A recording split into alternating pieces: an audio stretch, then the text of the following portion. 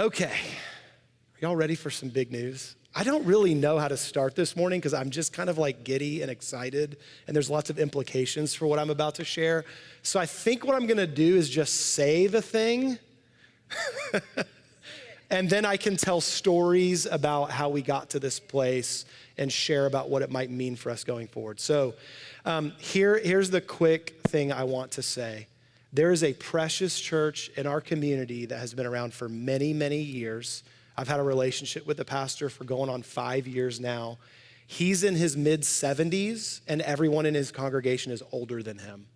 And they're just getting older, their church is dwindling, and so they have a paid-for piece of property and a little chapel that is on South Peters Road. It's 2.5 acres, and they want to give it to our church.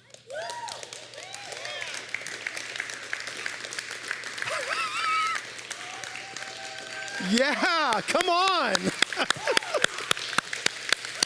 Praise you, Lord. Y'all, I don't even know what to say. I don't even know how to say anything about that. Like, what? What? So there's some crazy things I want to tell you about. And I'm going to do my best to tell this story well in a way that makes sense. And there's things I want us to be able to hold on to of how miraculous this is. I mean, just in and of itself, that's a miracle. You don't even need to hear anything else. Wow. God is giving us a land and a place. Whoa. I'm in awe. I'm in awe. So, okay, how do I unpack this?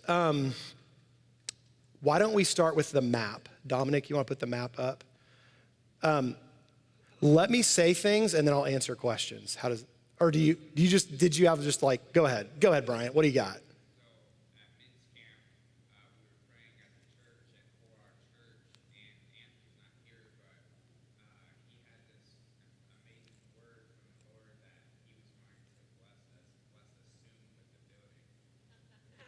There you go. I forgot about that too. There have been so many, because I already have a list of some other crazy things about this. There you go. There have been so many little faithful seeds sown. Okay, so see the star? I don't know how well y'all can see from there. Can y'all see all this okay? So Best Buy, Lowe's, Panera, Main Event, there's a couple spots right there in Cedar Bluff. So just down from Kingston Pike on South Peters where that red star is this little chapel and this piece of property. I mean, it's just unbelievable location. It's not far from where we meet right now. It's amazing. Before we do the next slide, Dominic, I want to say something else. So, okay, gosh, how do I sequence all this? All right, so Pastor David and I have had a relationship for years. About 1.5 years ago, we thought this door might be opening, and it just kind of closed. And a big part of it was, we're talking about an older congregation, like the property's paid for, like they're not in financial need to give it away. And when we first met with them, it was like, hey, this is incredible. Maybe we could start meeting there and there could be a slow bridge to us taking it over. But like the little chapel is currently constructed, we're already too big for it. And so it really kind of made their people nervous that immediately a bunch of stuff would be changing. It's hard to grapple with when you're settled and set. And so we just kind of thought, this is kind of the end of that chapter. We're believing that it'll bring something else along. And so Pastor Dave and I have stayed in relationship. We're friends. He texted me 2 weeks ago. He was like, hey, let's get together. And to me, it's like, yeah, we get coffee every 3 or 4 months. Sure. And so I was like, hey, I'm traveling. Let's touch base when I get back. So Tuesday this week, I get a text. Hey, could we meet? So we set a coffee for Wednesday morning at Panera, that Panera right there. I had no idea. I just thought I was getting coffee with my friend. And he began to talk about how they are at a place where they're ready to do this. He's got the full backing of his board. Y'all, their church is down to like 7 people on Sundays. His 2 board members have been in such poor health, they haven't even gone to church in like 8 months. And so his heart, from the time I've known him, he's always said this about this property. They called it the Lord's Chapel because right from the beginning, they felt like this belongs to God. This land and this property belongs to him. It's for his people. They allowed us to use it pre-COVID for some Bible study groups that we had there. During COVID, during that summer, We had several outdoor services on this property because we couldn't meet here. And he's just always said, we just want this to be used for the kingdom. And so when he met with me on Wednesday, he's like, I don't want to just sell this place, shut down our 501c3, donate the money, and then it just turn into another business. Like, I want this to belong to God. I want his church to be here. And so we're talking through the mechanics of it, but we will either just merge and they'll just kind of join us, and any members that want to continue with us can. We're committed to giving them a space there regardless. So if our service is not what they're looking for, those precious 7 people will have a place in that building to meet and have worship and have church for as long as they want. We're committed to that. So he's sharing with them this morning. I'm sharing with you guys. Now, there's more to the story than just this being given to us in this 2.5 acres. The other thing that prompted him that the time was now is he has cultivated a relationship for years with the neighbor next door. So go to the next slide. So here's an aerial view of the property. So the larger red box, that's the current property, and the chapel is that L-shaped building. The thinner box and that house next to it is a little piece of property. So all of that property and those 2 buildings were owned by the Walters family. They purchased the property from the Peters family of South Peters Road. This place has a rich, long history. And so the Walters built the original Lord's Chapel building. It was just a little rancher house that was then with basement that was added on to later to make for the chapel. That's the L going this direction. But he built that house and the one next to it for him and his parents. And then years and years and years ago, they sold that 2.5 acres to the Lord's Chapel and kept this little place for his aging parents. His father's now passed away. His mother's in her mid-90s in a nursing home. And he's ready to sell that house and the 1.5 acres just to provide for her in the nursing home. And he wants to sell it to the church to reunite the property and for it to belong to the Lord. Yeah, wow. Okay, next slide shows some kind of numbers there. I don't know if you want to see it. With both properties, that's 280 feet of road frontage right there on South Peters. And it would get us to right at 4 acres. Plus there's property beyond that like nobody can do anything on because there's power lines going through there. So like there's room back there that we can still do stuff with, you just can't build a building on it. So it's like fields, gardens, baptisms in the river that it backs up to, like really cool stuff potentially available here. And so in the course of time here this just started. We just found out about this Wednesday. But it appears that this guy's ready to get the ball rolling with selling this property so he can provide for his mom to have a place. And so I want to be careful with kind of him and his numbers and stuff. So here's what I'm going to throw out there. We've kind of come up with a number that would encapsulate purchasing the 1.5 acres in the house and give us money to renovate because it all needs updated. It's all older looking, but it's mostly cosmetic. But also the chapel that currently exists, we need to knock out a couple walls just to make it big enough for us to meet there on Sunday. So it needs some renovation. So to purchase the property next door and have money for renovation, we're thinking it's gonna be like $350,000. Now, does anyone have a sense of where this is?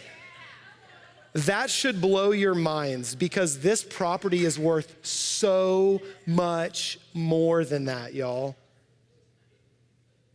Like it's happening again. I'm getting goosebumps. Every time I talk about it, I get goosebumps. Y'all, the Lord's just going, here you go. Like he's made a place for us right where we want to be. And most of it's just being given to us. Whew. Okay. Now, I need to tell y'all a story. I want you to remember these things. Remember these things. Okay.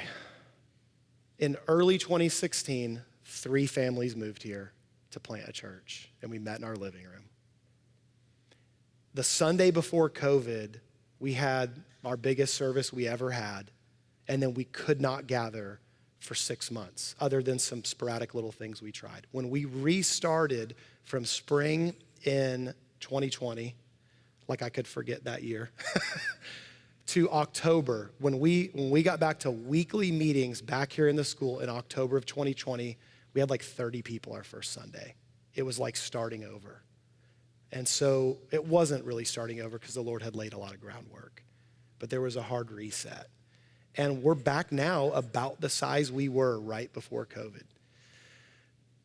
Y'all, this Monday, like the Monday that just happened this week, right? So I preached last Sunday, we have church, we had our life group leaders meeting that we have every so often Sunday night at my house.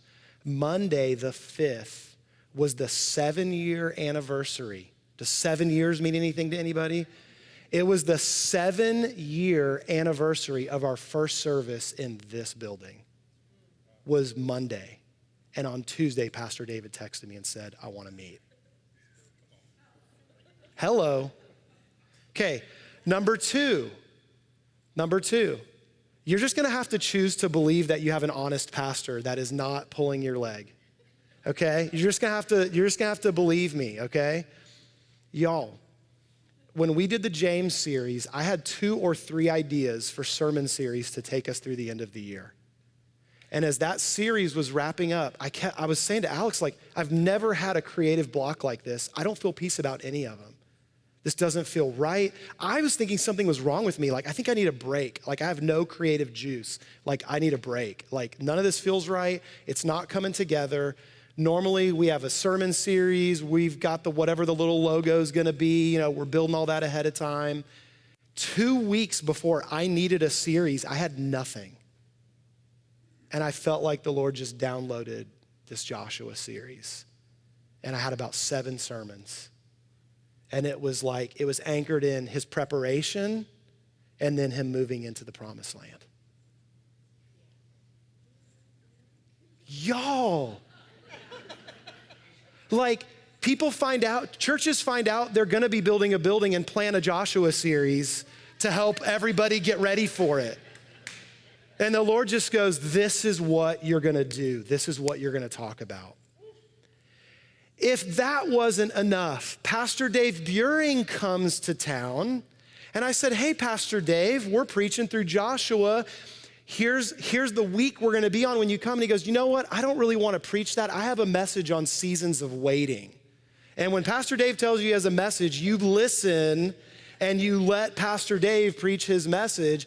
And he preached on a season of waiting. This is like 3 weeks ago or something, May 21st. And he closed that message by saying, I wanna pray for you guys who've been in a season of waiting. I want you to hold out your hands. And we're gonna release that to the Lord, and we're gonna trust him to put whatever in our hands he wants to. And I'm on the front row, and I can tell you right now what my thing was in my hands. It was a building, it was a home. And then Dave finishes his prayer for all of us individually. He goes, hey, Jake, do you mind if I just pray over y'all's church to get a building? And if you go back and listen to this, or you hear me in the background going, please do. And y'all, he prayed like 4 weeks ago for us to receive a building. God answers prayer. Now, if that wasn't enough, because Dave wouldn't listen to me and didn't preach the message I asked him to preach, it pushed the whole series back 1 week. So you know what that means? Last Sunday, I preached a message on Moses passing the baton to Joshua, and this Sunday, we are preaching a message about stepping into the promised land for the first time.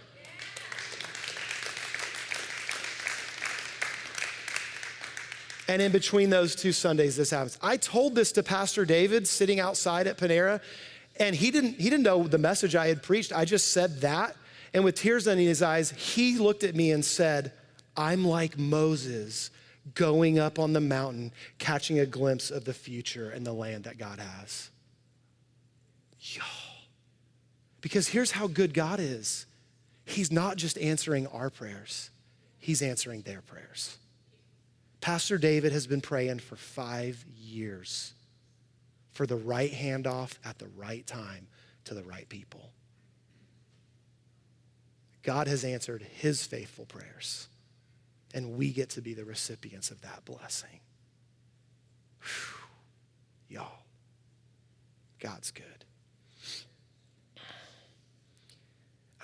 I want to be careful with this because my sweet friend is in the room, but I just think this has to be said too. My precious friend, Ron Wood, went to be with Jesus just a few weeks back. And what the Lord had laid on his heart to do is he said, I don't want people sending flowers. I would like anything to be done to be a donation to the building fund for Grace Chapel. We had to create one. We had never put anything on the website like that, so we had to create one. So the very first seeds that were ever sown into the future of this church, into the building fund, was because of my precious friend Ron, who said, I want that seed to be sown there. That just happened. God is telling a story that lasts generations, and we all play a part in that story. And we're all carrying the legacy of men like Ron Wood and Pastor David and his faithful years of service, and on down the line. And we're called to be faithful in our generation. Amen? Amen. Isn't God good?